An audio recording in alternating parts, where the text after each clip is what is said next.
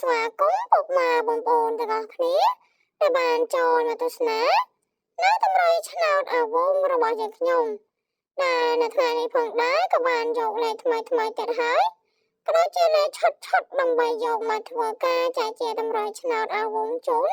ទៅកាន់ពុកម៉ែបងប្អូនហើយបើពុកម៉ែបងប្អូនពេញចិត្តនៅវីដេអូមួយនេះសូមកុំភ្លេចជួយចុច like subscribe ម្នាក់មួយផងដើម្បីទទួលបាននៅតម្រុយឆ្នោតអាវងជាប្រចាំថ្ងៃអាវងចែកលេខឆ្វាสายสาปรามบุญអាវងចែកលេខឆ្វាสายโรปรามปีអាវងចែកលេខឆ្វាอกตรงสาย អាវ